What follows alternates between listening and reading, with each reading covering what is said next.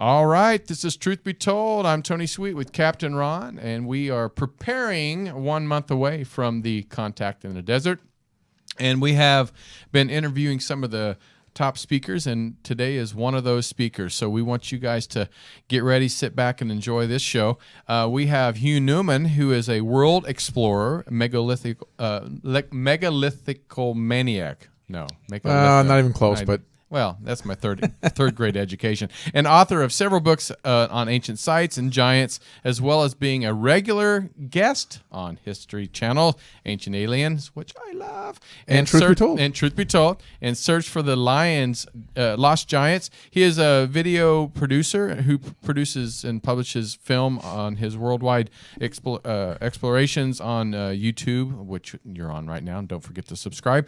And you can find just type his name in, you'll find it. He also organizes the annual MEGALITHOMANIA conferences and tours. He co-organizes the Origins of Conference in London with Andrew Collins, who we love, and also he has spoken at events all over the world. So please welcome back to Truth Be Told, the one and only Hugh Newman.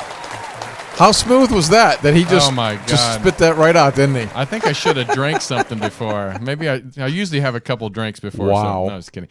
Well, welcome to Truth Be Told, back again, and we're getting ready to see you again in about a month, and we're excited to have you on the show. But Captain Ron, go ahead and take the first question. Yeah, Hugh, let's jump off. Tony and I sit here in the studio where it's nice and cool, and you're out there in the world actually exploring these things. Let's start off about giants, if you don't mind, which is one of your main topics, of course. And I think our listeners, as I certainly was, would be surprised to learn. Tony, do you know where there are more accounts of giants than anywhere? Vegas. Right here in North America. Sorry. Isn't that true, Hugh? That is true, yeah. That's one of the things that I found quite bizarre when I was doing my research on ancient mysteries around the world. Back in about 12, 13 years ago, it drew me to North America because I heard about these megalithic sites up in New England and New York State, which are these hundreds of megalithic chambers and dolmens, even stone circles and complexes like Gunjewamp in Connecticut, for instance. And when I kind of realized there was like an ancient mystery there to be kind of investigated in North America, I then went to the mound culture sites. I was looking at petroglyph sites down in the Southwest. And I came across the work of Ross Hamilton, who had written this fantastic book called A Tradition of Giants, which is still available, and it's brilliant. It's about all the giant skeletons they were finding in the mounds in the Ohio Valley. Yes. And he had hundreds of accounts, and it absolutely stunned me. And so I started investigating this more thoroughly. I eventually met Jim Vieira at a conference I actually organized in New England. And we kind of took it from there. He'd been doing his research. He'd been doing a daily blog called The Daily Giants, and he would provide a giant account every day on Facebook and this blog for about 2 years. And we decided to write a book, and we ended up doing a History Channel TV show about it as well. How funny. That's how you met him? Yeah. Oh, how cool. We had him on last year at Contact in the Desert. Yeah. Yeah, that's right. Yeah. Jim, he lives up in New England. He's up in Asheville, Massachusetts. But yeah, I mean, we were stunned. We couldn't, we worked with Ross as well. Ross became our mentor. We called him the godfather of giantology. Ross was when I started Truth Be Told, I don't know, 5 years ago. Ross was one of the first people I had on, and fascinating. I mean, he was so fascinating. The Great Serpent Mound, right in Ohio. Yeah. But he's a legend. I mean, he's the man, basically. And even Graham Hancock bigs him up in his new book, America Before. Cool. As well. So yeah. Now, when we talk about giants, and people are like, okay, giants. What is considered a giant? I know this might be a simple question, but is it 5? 7 feet? What's the line? 10, how do you know? How do you know when you dig something up or when they find something? How do you know exactly it's a giant? Yeah, I think you can tell quite easily, but I know what you mean though, because this classification thing is a bit of an issue. Right. what we do, because you get people who are 7 foot tall, you get people up to 8 foot tall. It does happen, but not the way it happened when you look into the burial sites of North America. We go from anything 7 foot and upwards. That's a kind of rule for a giant. Well, we do include some that are like 6'10", because they're really interesting accounts, like with double rows of teeth or horned skulls or something crazy like this. And so we do tend to keep it open, but it's got to be over 7 foot. But there's so many accounts. There's so many archaeological digs, the Smithsonian reports, academic journals, doctors' notes, and all this kind of stuff. All these skeletons and bones and skulls were recorded accurately by scientists of the time, and so they wouldn't make it up. You wouldn't put 17 accounts of 7 foot and taller giants in the Smithsonian annual reports unless you'd actually found it. Right. And so people claim it's all just sensationalized newspaper accounts and this, that, and the other, but there's just too much data there. We've got over 1,500 accounts from North America that were compiled by myself. 1,500. Wow. 1,500, and there's more. There's a lot more than that. That's just the tip of the iceberg. We've been working with Ross, me and Jim, obviously, Micah Ewers. There's other researchers like L.A. Mazzurli, and many other people all across North America have been looking into this and looking through their local newspapers. We even go on microfilm in obscure libraries in the middle of nowhere, and we find accounts. We find photos of 8 foot giants and things like this. So we know it's for real. And so I want to just emphasize that, because the problem we get with this whole subject is the idea that this is all fake. This is all hoaxes. You have these online Photoshop images of these giant in excavations, which unfortunately have kind of made it a bit of a joke, the whole kind of what we call giantology. Sure. But actually, it's a genuine thing, and like it gets me, because this is like a whole segment of human history which is being kind of covered up, and quite meticulously and quite carefully by those involved, especially the Smithsonian and other institutions. But yeah, I mean, we've taken this around the world as well, and we're now writing a book about the British giants. We have hundreds of accounts going on here. We've only just been discovering them recently, and so it's pretty amazing when you start looking into it. And it's just one of these little passions we got into over the last few years. My main research is like megalithic cultures and things like this, but there's something about it. I think it's grabbed people's attention somewhat. No doubt. Hugh, the Giants thing is fascinating to me. I'm very interested in it, mostly because of you. But as interesting as all this is, when you say that you're hunting for giants, really what you're hunting is the accounts of giants and these records of giants, of people talking about giants. Because the truth is, you're not really finding these actual bones, right? Every one of your stories, unfortunately, listen, I'm on your side. I'm just saying, they end up, then the bones went missing. Well, we had the skeleton, but then he's gone, right? Yeah, no, I agree. I mean, it's heavily annoying. I've got to be honest with you. It's really annoying. But yeah, I mean, North America, it's completely illegal to even have any bones on display, Native American burial goods and things like this, because of the NAGPRA Act that came in 1990, the Native American Graves Protection and Repatriation Act. So that's kind of removed anything that was available. But we have photos, we have accounts, we have measurements, we have descriptions and things like this of ones that were on display in a village, in a town, in a doctor's office, a 9 foot skeleton with double rows of teeth. There it was. We've got photos we found on microfilm, and other such things. But we've got one place. There's a place in Philadelphia, the Mutter Museum, this very bizarre medical museum in Philadelphia, and that's got a 7'6" skeleton from northern Kentucky on display. But isn't that possibly one of those pituitary situations where it's not necessarily a different race or species? It's a human with a disorder. It could be. I mean, a lot of people say that about all the giants, and we have got very rare cases where that's been described in the discoveries and in the excavations. Very rare. We have a couple or three, maybe four, but that's it. I mean, the rest of them are perfectly robust, powerful individuals who are just much bigger in every department, really powerful. And they were described by the presidents. Actually, some of the giants the Osage giants were still around in the early 1900s, and the presidents would meet them and say how royal and amazing these people are. And so these are over 7 foot tall. We have over 7 foot giants photographed by Frederick Cook, Captain Frederick Cook, in 1901 from the Onas Islands in Patagonia. And we have some bones we've seen, some jaws we've seen, not from America, like a couple in England, for instance, that are just huge. And so it's just, to me, it's like, there's a mystery here, and it just needs to be addressed. Whether we're the ones to discover the bones, discover the 12-foot skeleton, this thing, I don't care. All I want is just to be put on the table, and for people to talk about this, people to look into the records and actually question why it's being covered up. I mean, and why would they go to such great extents to create this elaborate hoax if it's a hoax?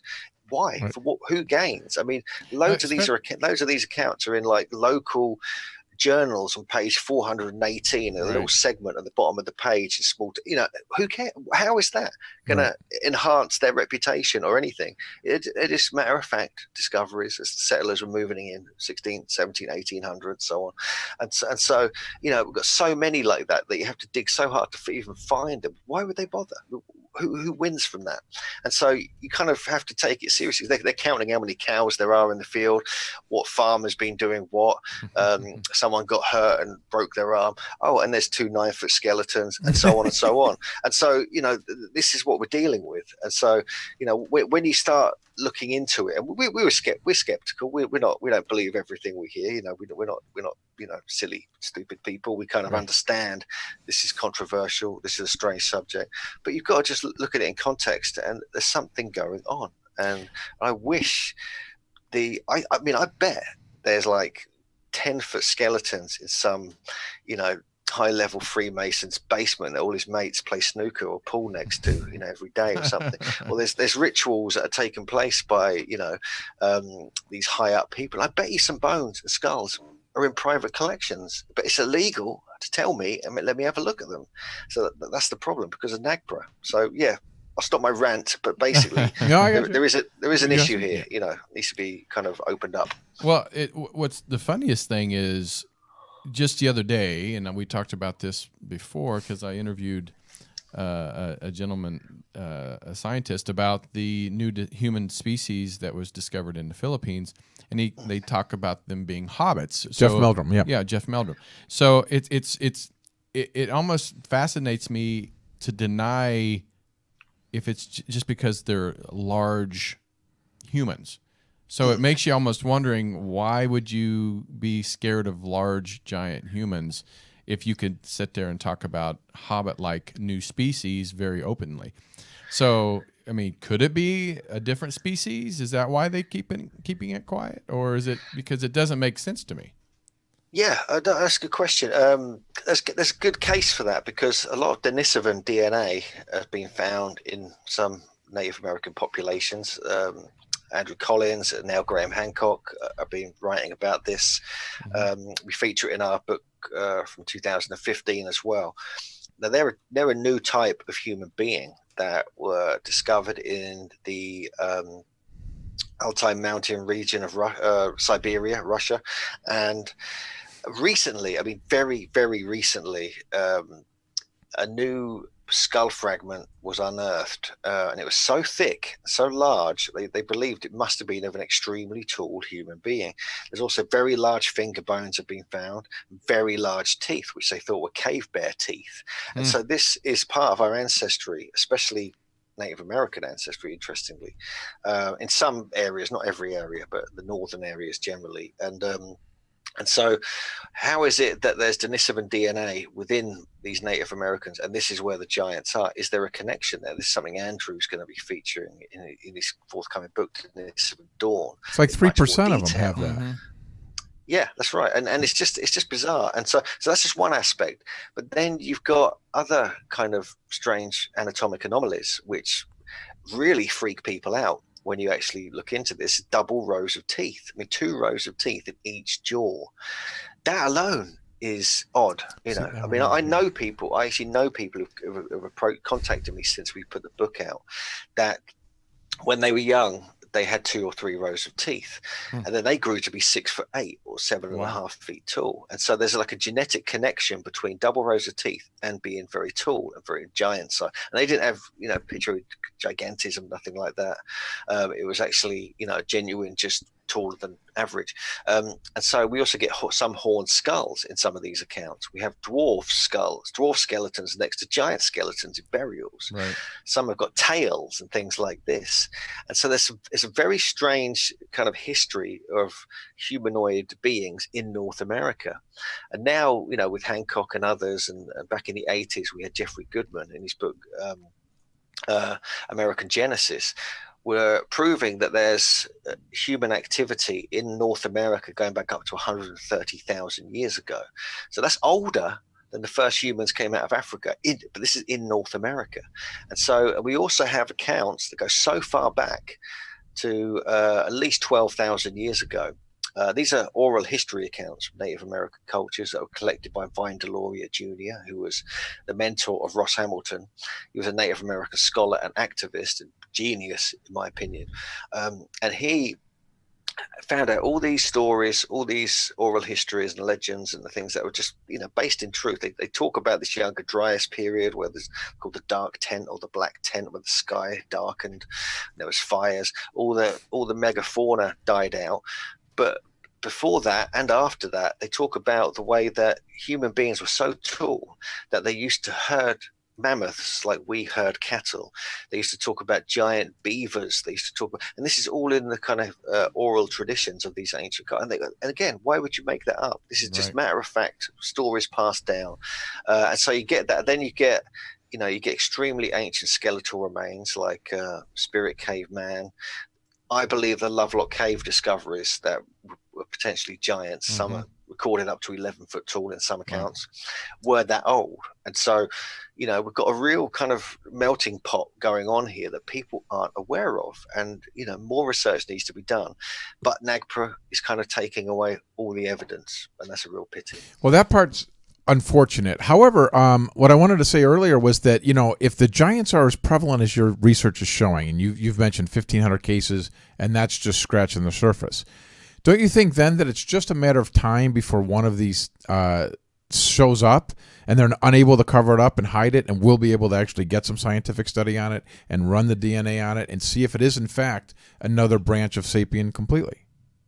I do hope so. Yeah, I hope that's the case. Like, there are people kind of willing to fund that I know. There are people who are willing to kind of try and do something about that. But let's just see what happens. Hopefully, people are listening to this if they've got like a giant skeleton in their closet. Well, no one's actually listening to this. It's basically just the three of us. But yes, I know what you're saying. All right, point taken. Yeah. And so let's just hope that's the case. I think it will come out, and I think it's just a case of just keep researching, keep putting the data out there. But there's just too many accounts to ignore now, and there's too much data. There's too much written about this by academics to ignore. When is your theory? Because even in the Bible, it talks about giants and Anakim.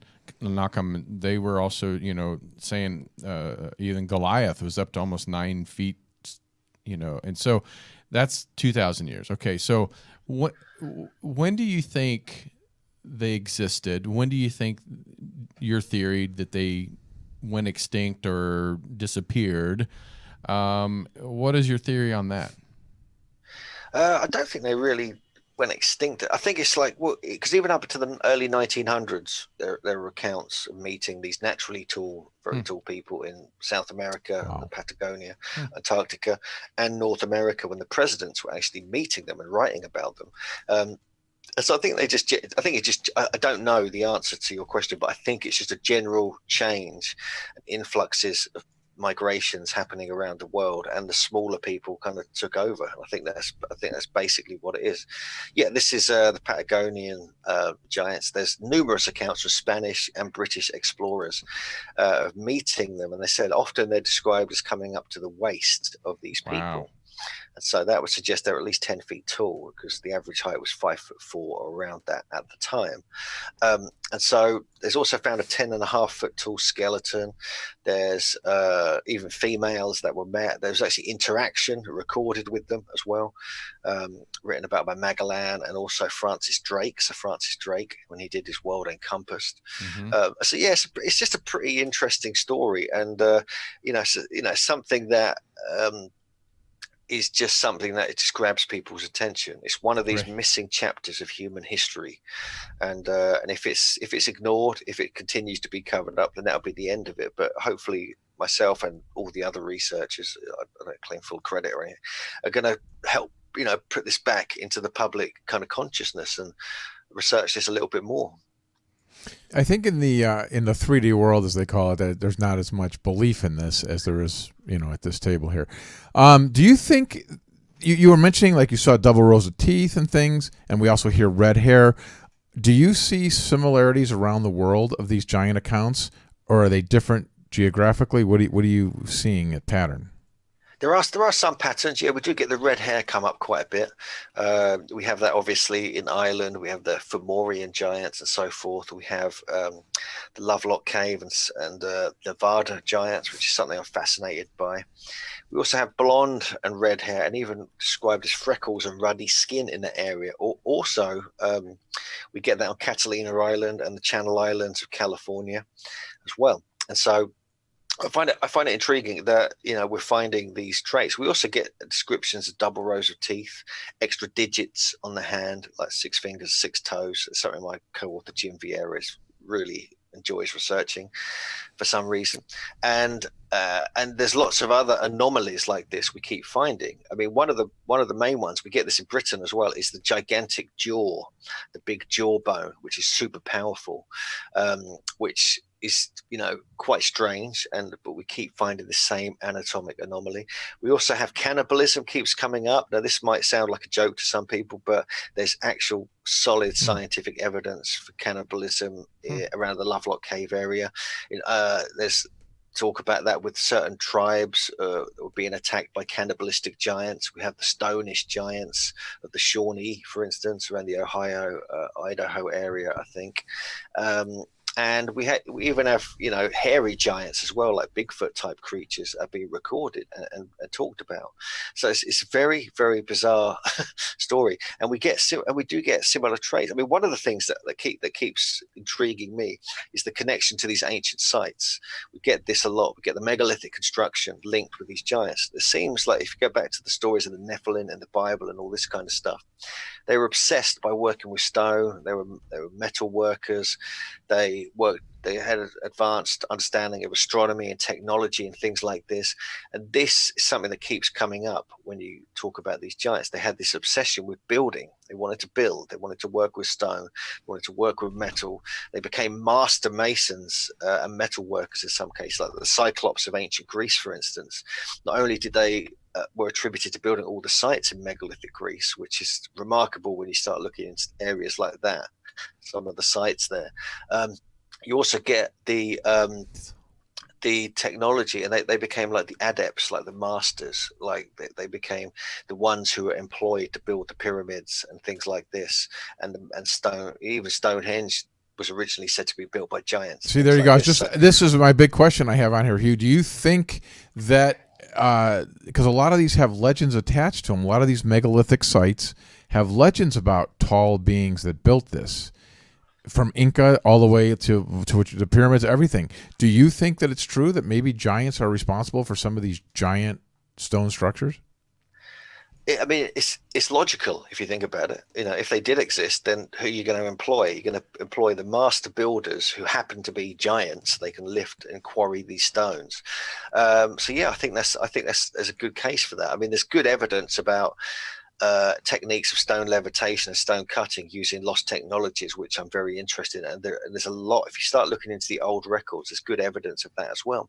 But it seems like the giants, if you talk about the Cyclops, for instance, in Greece and other areas, they were the ones who were developing the technology, and they were strong enough to lift the stones. And so whether they were the instigators behind building these sites, or whether they were employed by the local kind of priestly elite to build these sites. We don't know, but there's something going on there. And I think that there's a case to be made that they were involved in the construction.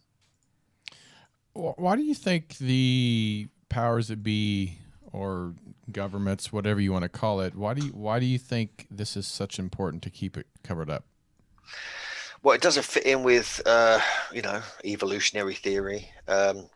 In North America as well, we had a whole kind of manifest destiny agenda, where there was an attempt by the people at the Smithsonian, the government, and others to push the Native Americans out of their where they were living, put them on reservations, claim they were savages, and all this stupid stuff, right, so they could take over their land and so on and so forth. But when they kept finding these remarkable geometric earthworks, evidence of high technology, 40-inch circumference skulls and 10-foot skeletons with double rows of teeth. 40-inch circumference? Is that what you said? 40-inch circumference skulls. Can you imagine?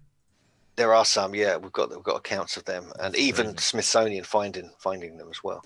And so you've got these agendas in place, and like they kept finding all these things that went against their agendas. Because if you they can't be savages. You can't just push them onto reservations if they're highly sophisticated, extremely powerful, more intelligent than us beings living in the past. So they brushed it under the carpet. And then evolution was a big thing they were trying to champion, and all this kind of thing. That it doesn't fit in if you're finding like 3,000 year or 10,000 year old gigantic human skeletons with double rows of teeth. It doesn't fit into the theory, and so on and so forth. There are other agendas at play as well, political, religious as well, which surprised me, because the whole religion thing, this fits into that, like Tony brought up. That's a good point. You think worldwide they wouldn't be able to do it. It's one thing to do it here, but you think like in South America they wouldn't be able to suppress that. Now, go ahead. I mean, there are a lot of accounts down in South America actually, but yeah, there's the Wari culture, who were thought to be very tall, very powerful beings. There were even some bones on a display at a museum I went to, but they'd been removed a year earlier and taken back to the Lima Museum, and I didn't get to see them. Wish I'd gone there a year earlier. And they were supposedly over 8 foot tall, and they were part of the Wari culture.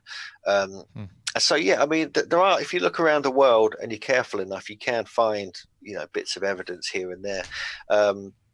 We've come across we found like a very large jaw. Where were we when we saw that? I can't even remember where that was now. I think it might have been in Italy. We saw an extremely large jaw in a museum that had all this metal kind of studs all around it. That was about 2,000 years old. We've seen bones in northern England, a place called Thirsk in Yorkshire, and it was a 7.5 foot skeleton. And there are more accounts. I saw some giant skulls when I was in Brittany. There's an extremely large skull in a museum in Madrid, for instance. I haven't been to that one yet. So the list goes on, and I think it's it's all there to to find, probably in the basements of museums more than on display though. I think we're going to take a quick break, because we have to, hear from our friend George Norrie for the upcoming Contact in the Desert. So we'll be right back right after this message, but we have more to talk to with Hugh Newman here, so don't go anywhere. Be right back. Join me, George Norrie, in Indian Wells, California, for the 7th Annual Contact in the Desert UFO Conference, May 31st to June 3rd. Contact in the Desert is an epic weekend of adventure filled with exciting explorations into ancient aliens, human origins, crop circles, UFO sightings, disclosure, and the newest evidence of ongoing contact. This amazing weekend offers over 50 lectures, 40 workshops, 8 exciting panels, special events, and a luncheon that I'm hosting. Contact in the Desert also features leading experts including Giorgio Tsoukalos, David Wilcock, Linda Moulton Howe, Michael Tellinger, Eric von Daniken, Doc Wallach, and many more important researchers and scientists in the field. Contact in the Desert is your place for inside information. Join us at thecontactinthedesert.com to get your tickets today. It's time to make contact. That's contactinthedesert.com. Don't miss it. Contactinthedesert.com. We are back on Truth Be Told. Captain Ron with Tony Sweet, and we have Hugh Newman here with us, which has just been awesome. We've been talking about giants, and we could probably talk about giants for another 4 hours, but we really want to kind of move things along a little bit, Hugh. let's talk a little bit about stone circles. You've been looking at that too, and I want to talk to you a little bit about Michael Tellinger. I know him, and he also, by the way, lately has been making claims that he's found giant bones that aren't 10, 20, they're 20, 30, 40 feet tall, if not 1,000 feet tall. Have you heard this?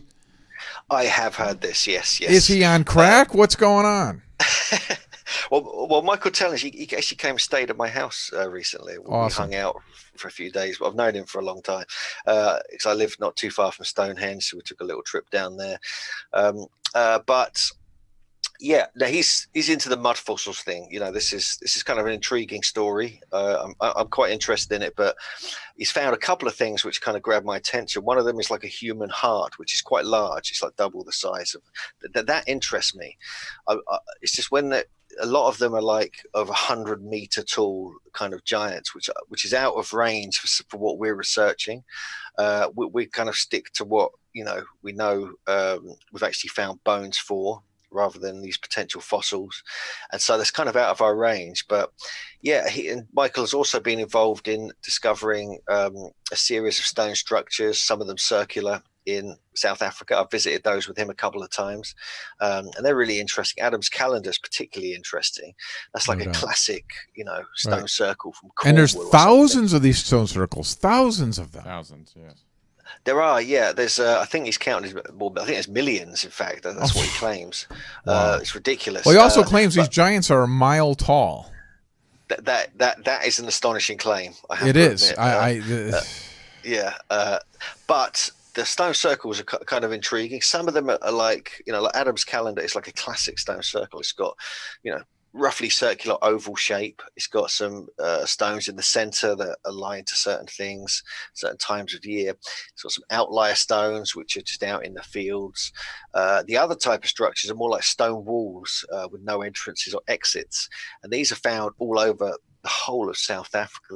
They're like Great Zimbabwe, which is kind of almost a megalithic structure, but they're smaller and more elaborate with different designs. And so these are a big mystery. I mean, academics and skeptics will call them cattle kraals, which is basically where cows and sheep and things like this are kept. But I think there's more to it than that. I think he's found something really interesting, which again is being ignored and overlooked. And so I'd like to see more research on this. But having visited them, especially Adam's calendar, I'm pretty convinced that these are, like orthodox classic stone circles, but like we find in different parts of the planet, mainly in Britain, of course, but we do find them in other parts of the planet. And South Africa, I think he may have discovered something quite interesting.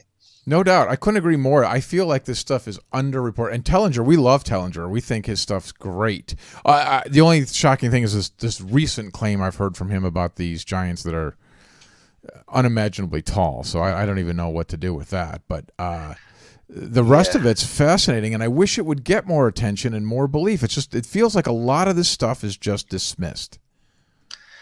Which generally, yeah. I mean, all the good stuff gives us all something to do, I guess. Right. We can get into it and kind of explore it and investigate it. And I think, it all comes down to like, investigate firstly what you're passionate about. Secondly, just finding avenues of research that no one's really done, and this is something that we keep finding these little pockets of investigative kind of studies, and it opens up a whole kind of avenue into like new things and old things, obviously. But people have got to just keep searching. That's what I like about Michael and many of the other speakers at Contact in the Desert, is that they're pushing the boundaries here. So it might sound extreme, it might sound outrageous, it might be far ahead of its time, and so it's just a case of like keeping an open mind and seeing what comes up in the avenues of research. Well, let's talk about some other things besides the stone circles. There's also these giant spheres. I've seen a lot of photos of you trying to push these giant spheres. What the hell are those? Well, the beginning scene of Raiders of the Lost Ark. Exactly. Yes. Jones. Yeah. One of them rolls down after him, and so on and so forth. That was based upon these Costa Rica stone spheres. Over 320 of these. No, sorry, I think about 300 or 400 now have been been discovered. They range from about the size of a football or soccer ball, you call it, up to about 9 or 10 feet wide. I've seen the largest ones there are. When I was in Costa Rica, I managed to visit about 60 of them in various locations, mainly down south near Golfito, a place called Palma Sur and Palma Norte. And you just find them like in people's yards and stuff, right? You're just walking around and you'll just see them. Literally, yeah. In people's yards, they're on the street, they're in local colleges, they're in people's garden ornaments, they're in local parks, but they're also in specific areas in the wilderness and in the jungle, which are the most interesting ones because they're still in situ. They're often half buried.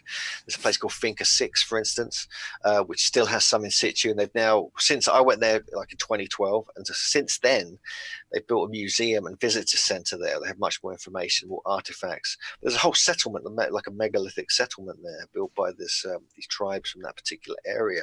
And so some of them are perfectly spherical, some of them are absolutely perfect, some of them are a bit off.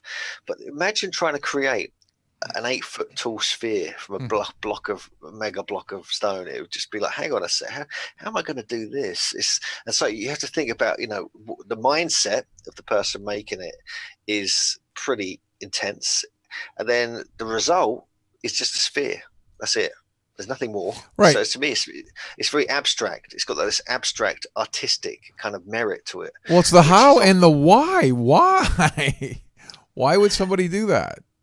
That's it. That's why I find it so bizarre and abstract, and I can't quite understand it. But there's carvings on some of them. There's about 6 of them or 7 of them that have been discovered. Carvings on them of boats and spirals and things like this, suggesting it was part of a seafaring culture. 'Cause it's very thin in that part of Costa Rica, so there was supposedly some canals that came in and almost joined up the Pacific and the Atlantic. There's theories about how they were placed, because some of them are in situ in Finca 6, and it's thought that perhaps they were actually like astronomical, or they were surveying and placing them in particular spots. But why spheres? Why spheres? Hey, you could just put a rock there. You don't need to make it perfectly round just to put a mark, right? I do agree. I agree with you. Yeah, it's utterly bizarre. And they've been found in other parts of the world now. There's one that was found in Mexico at Copan. There's one up at San Lorenzo, which is an Olmec site. We know they were master stonemasons. I believe actually the Costa Rica spheres were made by the southernmost explorers of the Olmec culture, about 1600 to 1200 BC. And there's others found, like it's just obscure ones in Italy and New Zealand and other places. So no one knows. I mean, it's one of those bizarre mysteries that I'm just slightly obsessed by. Hang on a sec. My phone's just ringing, then I'll just put it down. But you have to, I mean, you do have to think about it, though. There was no distractions. Like, we have like television, movies, phones. Back then, there was nothing to distract them other than thinking of things to do. The old saying is STD, something to do. But it is fascinating that they actually would take the time, that much time, to build something like this. No, I agree. It's just it's one of those things, and like to me, it's a bit like if you've seen the images or been to Göbekli Tepe in southeast Turkey, some of the artistic styles and nature of that are so bizarre, so abstract. It's kind of, to me, it's a similar mindset to creating these spheres. We get very obscure. I mean, like, you go to Tiwanaku, Easter Island, you get like humanoid figures, you get specific styles and statues and things like this. But Göbekli Tepe's got this really abstract thing where these huge pillars are like humans, but there's no heads on them. They're just like T part of a head, the pillar, and so they're really odd. It's almost like artists have created this, really advanced abstract artists, and so long ago. Yeah, and I think it's the same principle, the same mindset as these Costa Rica spheres. Now, are most of these spheres and structures, are they placed on like grid lines, or are they or just even close to grid lines? Yeah, I think they are. I think they're part of a system. I think they're part of a placement around the country to. They could be to manipulate the earth energies and these grid lines, these these ley lines and things like this. Mm-hmm. Because if you've got this heavy weight on the ground or on top of other rock, you get piezoelectric effect on other rock, and you get this thing where you can affect the telluric currents by going a couple of feet into the ground. And these were partly buried sometimes. And so you could be manipulating the natural earth energy currents as well. And I think there's a case for that. And I think that's the same with many of these megalithic structures. If you push them into the ground just a couple of feet, you hit that area of the telluric energies, and so you can start manipulating them. And it's like an acupuncture. It's like acupuncture of the human body, but this is of the earth with stone. And so it's the same kind of principles. And so I think that's certainly a case to be made for that. But I think that also markers for any travelers who are traveling from the Atlantic to the Pacific and have to go across this thin part of the land, which we now have the Panama Canal for that, obviously, a bit further north. Or is it south? I think it's north. And but these could have been like route markers as well, from going to one area to another.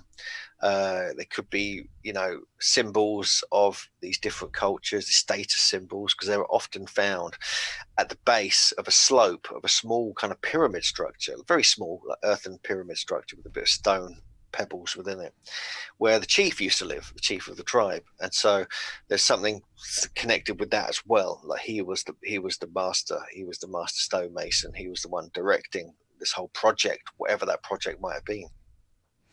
We have a few questions in the chat room here we'd like to ask. Well, let me ask my last question, which is that one of my favorite places and most curious places, I don't know if you've actually been there, but I know you've looked at it. Can you talk to us a little bit about Nan Madol in Micronesia? I mean, that seems like one of the most amazing, unexplained places. No, I've not been there, and I'm absolutely devastated I've not been there. But I'm planning on going there next February with my friend Stuart. Yeah, me and my friend Stuart Mason. He spends a lot of time out in Fiji, so he's found a megalithic mountain, he calls it, in Fiji, which he thinks is a massive platform pyramid. So we're going to investigate that. Then we're going to head to Nan Madol. So the thing about Nan Madol is it's made of these massive basalt columns, very similar to actually what you find at Gunung Padang in Java, Indonesia. And it's like a mega structure. It's the 8th wonder of the world, according to some people. Wow. It's like sometimes 50 to 60 feet high, these massive blocks. It goes into the sea as well, off the coast of an island called Pohnpei. It's really hard to get to. We've looked into it from England. It's really hard. It's not so difficult from California. You can go via Hawaii or Tahiti, but from here it's like as if that's easy. Look how much this guy travels. Oh, it's easy. You just go to Hawaii and then Tahiti and then you zip over. I mean, come on. It's easier than from here. I tell you, it takes you like a day and a half to get there from here. Tony complains about driving to Burbank, so listen, jeez. But it's just me coming to California, it takes 11 and a half hours. Oof. So I can't complain anyway. And it's this mega structure, and there's legends associating it with these giant kind of wizards, magicians, who made it by levitating stone with their minds. This is one of the stories that goes with it. There's also stories on that island of giant kings being buried in graves near Nan Madol, and they were the rulers of that particular site. And the type of rock is quite magnetic. It's like a certain type of basalt, these columns you get. No one knows where the columns came from. There's tens of thousands of them across the whole segment of the island. There's a kind of geometric shape to the whole kind of complex, and it's a really deep mystery. I know David Hatcher Childress has been there. I saw him a couple of weeks ago, and he was telling me he's planning to go there to hopefully do an Ancient Aliens episode. And I'm trying to persuade them to get me to go there, but they probably won't. Well, that'd be great. Let them fly you there. I'll go there. I'm going to go there myself. I have to go to this part of the world because you've got the whole of Micronesia. You've got the Marquesas Islands. You've got lots of other island chains in the area which have these massive tiki statues. We've got Fiji as well, further south, which is the south of the equator. Micronesia and Nan Madol is slightly north of it, just slightly. And Fiji, my buddy Stuart Mason, he's a British guy living in Australia, spends half his time on Fiji, and he believes he's found something amazing there that no one has even heard of. It's not mentioned anywhere online. No one's talking about it. But there's blocks of 50 tons apiece making up this mega platform pyramid structure, which they thought was a natural mountain for a long time. It was so big. And so that's interesting. That's so strong giant argument there, that giants or large people built that. I mean, that's one of the strongest cases right there. Yeah, and I hear you. And I've been to Tonga. I went to Tonga a few years ago, and there's a trillathon there. It's like a Stonehenge mega trillathon, it's even bigger. But everyone on Tonga is much taller as well. So it really shocked me. Everyone, even the women on Tonga, are taller than me. I was terrified the whole time I was there that if you upset one of these people, you're going to get hurt. They're huge, but they're just naturally big. It's nothing to do with acromegaly. They're just powerful, tall people, averaging over 6 foot. And so it makes you question, well, where did their genes come from? How did they become so robust and powerful kind of people there? But there are some just compelling legends about Nan Madol. I do encourage anyone who can to get down there. It's so convenient from here, right? Exactly. Very convenient, very easy. That's about the Mayans or something. Oh, so one of the chat rooms, they want to know about the Mayans and Mesoamerican mysteries. Sure, yeah. The Mayans, they were the ultimate. Next to Egypt, they were the ultimate pyramid builders. They were centered really around the Yucatan Peninsula, but there's so many pyramids there and so many sites there that they used to build over them and over them multiple times, like you get at Chichen Itza and Tulum and other places. But there's earlier cultures there in that part of the world. We have the Olmec, who I mentioned briefly. They go back to 1800 BC. They're a remarkable megalithic culture, and they were the first pyramid builders. They invented the long count calendar and also the Tzolk'in calendar, which were then adopted by the Maya. And the so-called long count calendar was the one that ended on December the 21st, 2012. It began around 3114 BC in August the 12th or something, and they're actually pinpointed it pretty much. But this time, when this 3114 BC is roughly when the megalithic explosion was happening. It's also the very beginning of the first dynasty of the Scorpion King, or Menes, in Egypt as well. And so what was going on? Something was going on around that time, and that was marked in different cultures around the planet. And the fact you're finding pyramid structures almost identical in Egypt, you get very similar ones in Southeast Asia like Cambodia and Java. It's really intriguing in itself. But the Mayans took the calendar system to a whole other level. They really, the Olmecs kind of invented it or brought it over with them, probably from Egypt, in fact.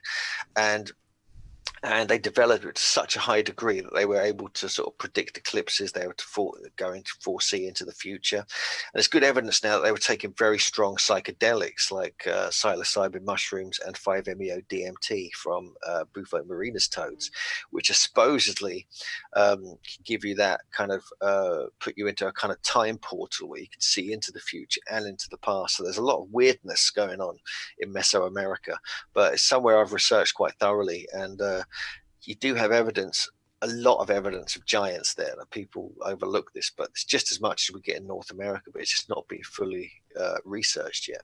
Wow. Have you ever heard, I know even like in Jerusalem, they've built over other civilizations. Like at Baalbek? Yeah. Have you heard with Egypt and even in the Mayan culture, is there anything underneath that maybe you've heard about or that they've found? Yeah, I mean, they're finding more things currently in Guatemala, for instance. We know that they're uncovering by doing LiDAR scans on the jungle. It's a relatively small area compared to the Amazon, for instance, right. But you can more stuff is being discovered right now. And the fact is that they would, like Tikal, for instance, in Guatemala. It's a fascinating place. I've been there 3 times. It's pretty much my favorite place in Central America, apart from the Olmec sites. That's a huge pyramid complex. It goes back to the very earliest phase of the Maya, going probably almost 15, maybe 1600 years ago, maybe a bit older even. But they found evidence there of what's called the Lost World Pyramid, which is a super cool name for a pyramid. And they think that was actually now built by the Olmec, and they were very influential in that part of Central America, and what is now today Guatemala, but it was just one country back then.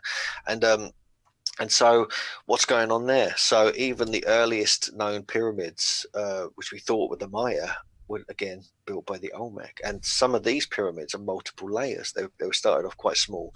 And every 52 years, they have this kind of annual cycle of where the planets move in a particular way, where Venus conjoins with other planets and so forth, and they rebuild the pyramid in a frenzy of like ritual activity. And so this is a kind of tradition which would make lots of new sites and older sites be buried further down. So yeah, there's a lot going on there. That's great. Well, thanks for sharing that.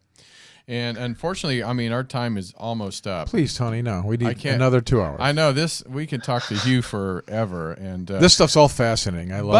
But the good thing is, in a month, we're going to be able to go to his lecture and see him live there. And again, if you haven't pick up your tickets, please get them now at contactinthedesert.com.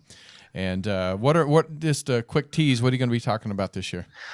Okay, well, I'm going to give all the lecture I'm doing is all the latest research on the giants, but also how they're the new research that I've been doing, which I briefly mentioned here, is with connecting them with specific ancient sites. See, that was a real tease, man. I know, he right? just put it out there. It's going to be giants and ancient sites, and it's gone. And I think we might have lost him.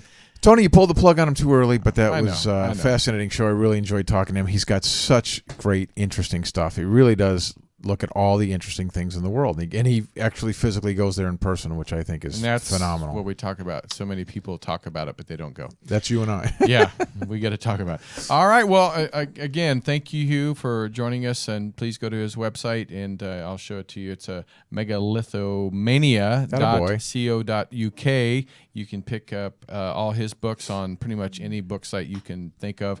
And we love you. So we'll see you at Contact in the Desert. But until next time, this is Tony Sweet and Captain Ron. And please subscribe to our YouTube channel. Go to our website, truthbetoldworldwide.com. And we thank you for your support. We'll see you soon.